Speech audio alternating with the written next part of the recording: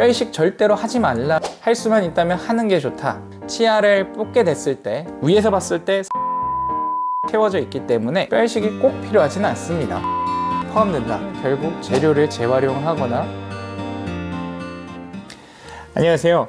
경기 광주 스마일민 치과 대표원장 황희영입니다. 오늘 이야기를 나눠볼 주제는요, 사실 요즘 치과 유튜브 굉장히 많잖아요. 그래서 유튜브들을 통해서 많은 정보들을 알고 치과에 내원해 주시는 경우들이 많은데요, 사실 유튜브를 하시는 분들이 대부분이 치과 의사 분들이시다 보니까 대부분 어느 정도 검증되고 어느 정도 전문성을 띈 얘기들만 하시는 게 맞습니다. 다만 환자분들이 좀 헷갈려 하실 만한 이야기들도 있는 것 같아요. 그 대표적인 예가 오늘의 주제인데요, 그래서 오늘의 주제가 뭐냐면요, 바로 임플란트 뼈 이식입니다. 환자분들께서 유튜브 보시다 보면은 뼈 이식 절대로 하지 말라라고 하는 치과 의사분들도 계시고, 뼈 이식 할 수만 있다면 하는 게 좋다 라고 말씀하시는 치과 의사분들도 계실 거예요. 그래서 이런 정보들이 다양하게 들어오다 보니까 많이들 혼란스러워 하실 것 같아서 오늘은 그 얘기를 좀 정리하는 시간을 가져보려고 합니다. 먼저 임플란트 뼈 이식은 사실 무조건적으로 필요한 건 아니라고 보셔도 돼요. 필요한 경우와 필요하지 않은 경우가 존재하는데요, 첫째로 뼈 이식이라는 건 결국 뼈가 부족한 경우에 하는 거예요. 뼈가 충분하고 양도 괜찮고 질도 좋고 이런 경우에는 뼈 이식이 꼭 필요한 건 아닙니다. 이런 걸 근데 환자분들이 구분지어서 생각할 수는 없잖아요.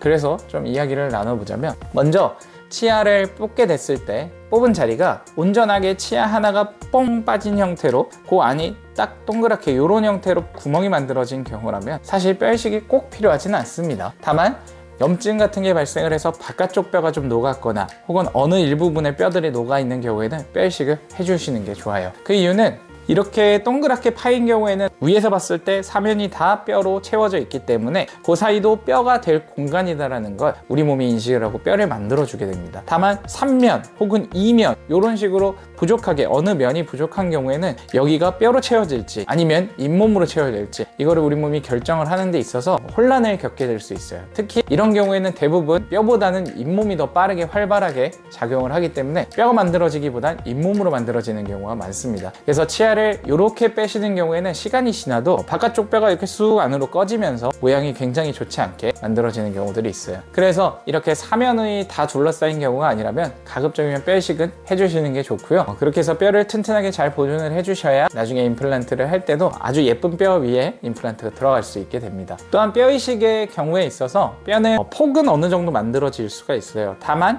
높이 자체는 만들 수가 없는 한계가 있습니다. 만약 치과 의사분께서 높이가 부족하니 높이를 만들기 위해서 뼈 이식을 하자라고 한다면 이거는 사실상 뼈가 잘 만들어지지 않기 때문에 꼭 뼈 이식을 하진 않으셔도 됩니다. 다만 폭을 넓히기 위해서 뼈 이식을 하자라고 한다면 이 경우에는 하시는 게 좀 더 추천될 만한 경우라고 볼 수 있어요. 높이를 높일 수 있는 뼈 이식의 경우가 한 가지가 존재하는데, 이게 바로 상악동 거상술이라는 경우입니다. 상악동 거상술은 이 우리 위턱 부분에 광대뼈 쪽으로 해가지고 안쪽에 동굴 같은 상악동이란 공간이 있습니다. 우리 이 상악동이라는 말은 좀 잘 모르시는 경우들이 있는데, 흔히들 부비동염 이런 얘기는 들어보셨을 거예요. 부비동이라는 건 상악동만 있는 건 아니고 다른 곳들도 존재를 하는데 코 주변에 존재하는 이런 동굴 같은 공간들을 의미합니다. 그 중에 하나가 바로 이 상악동이고요. 근데 이 상악동은 시간이 지나면 함기화라고 해서 우리 치아 쪽으로 점점 공간이 커지게 됩니다. 그러다 보니까 반대로 치아 쪽에 있는 뼈는 굉장히 얇아지는 현상을 겪게 되시죠. 거기다가 치아를 빼는 원인이 잇몸 쪽에 원인이 있다면 잇몸 뼈 자체가 더 얇게 남는 그런 현상들을 겪게 되실 수 있어요.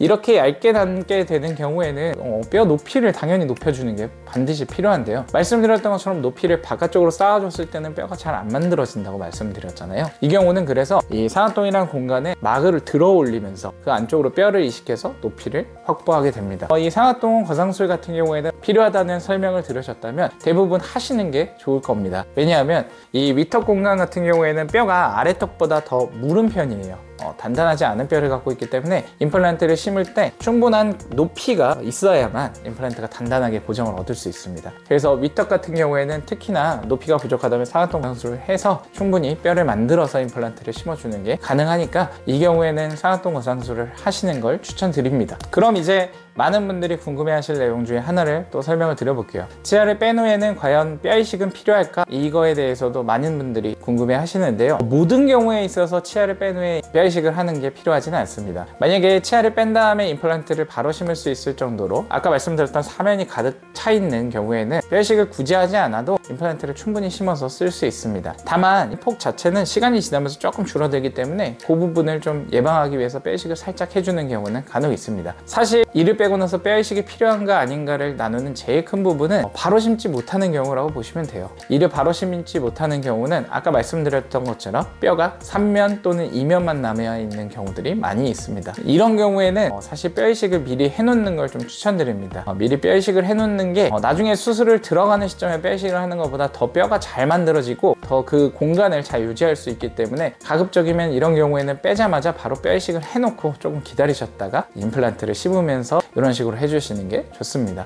그런데 약간 애매한 경우가 있어요. 뼈가 조금 위축이 됐는데 임플란트를 심을 만큼은 충분한 두께가 되는 경우예요. 이런 경우에는 임플란트를 그냥 심어서 만들면 좋다 이렇게 말씀하시는 분들도 있고, 임플란트를 심을 수는 있지만 그래도 뼈 이식을 바깥쪽으로 조금 해주면서 차폐막을 덮고 뼈에 구멍을 내서 뼈 이식을 하고 차폐막을 덮어줘서 그러면 뼈가 좀 더 잘 만들어지거든요. 이런 방식을 통해서 뼈를 두껍게 조금 더 만들어주는 게 좋다 이렇게 말씀하시는 분들도 있어요. 제 개인적인 선호는 사실 후자 쪽에 조금 더 가까운데요. 물론 뭐 아주 충분한 경우에는 당연히 하지 않는 게 좋지만 그 정도는 아니고 조금 요거는 하면은 더 결과가 좋을 텐데 라고 싶은 부분들은 저는 해주는 편이기는 합니다. 그 이유는 사실 임플란트를 하고 난 다음에 음식물이 끼임의 원인이 위에서부터 꾹꾹 음식물이 눌러서 들어가는 경우도 있지만 아래쪽에서 이렇게 타고 거꾸로 돌아오면서 음식물이 끼는 경우들이 있어요. 근데 이런 경우에 만약에 바깥쪽 뼈가 많이 얇아진 상태에서 고기의 모양에 맞춰서 임플란트를 넣으면 그 부분으로 해서 음식물이 좀 잘 끼는 경우들이 있습니다. 그래서 음식물이 안 끼게 하기 위해서는 올라가는 쉐입을 조금 더 얄쌍하게 만들어줘야 되는데, 그렇게 되면 결국 볼 쪽과 혀 쪽으로의 치아가 좀 많이 얇아지고 그래서 앞뒤로만 길어 보이는 그런 형태의 치아들이 만들어질 수 있어요. 이런 경우에는 당연히 저작 효율이 좀 좋지 않기 때문에 저는 이럴 때는 뼈를 좀 만들어서 이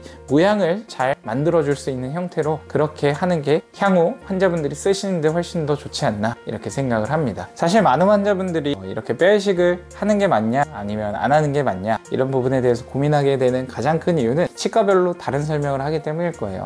어느 치과는 임플란트를 하는 데 있어서 뼈 이식 비용이 포함된다 라고 말하는 경우도 있고, 어떤 경우는 뼈 이식 비용은 별도다 이렇게 얘기하는 경우도 있어서 많이들 헷갈리실 겁니다. 근데 사실 뼈 이식이라는 거를 이제 임플란트와 같이 한다는 거는 좀 위험 부담이 있다고 생각을 해요. 왜냐하면은 뼈 이식이라는 것 자체가 재료 비용이 만만치 않은데 거기다 임플란트, 뼈 이식 재료 이런 것들을 다 포함해서 굉장히 저렴한 가격에 한다라고 하면은 사실 조금은 의심을 해봐야 합니다. 그 얘기는 결국 재료를 재활용하거나 할 가능성이 있다는 뜻이겠죠. 이 뼈 이식 같은 경우에는 재활용을 절대로 하면 안 됩니다. 뼈 이식 재료나 임플란트 같은 경우 이런 수술을 하는 경우에는 재활용이 절대로 이루어지면 안 되거든요. 이물질이 조금이라도 들어가게 되면 염증을 유발하게 되고 굉장히 안 좋은 결과가 나올 수 있기 때문입니다.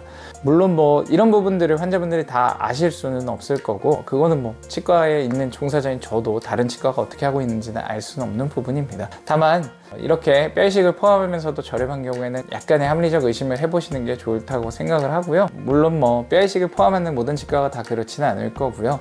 치료를 받고 나서 오랫동안 관리를 받으면서 오래오래 쓸 수 있는 그런 치과를 선택하시는 게 나에게 맞는 치과를 선택하는 방법이 아닐까 생각을 합니다. 오늘의 이야기는 여기까지고요. 오늘의 이야기가 유익하셨다면 구독과 좋아요, 알림 설정 해주시면 감사하겠습니다. 저는 다음번에도 더 유익한 이야기로 찾아오도록 하겠습니다.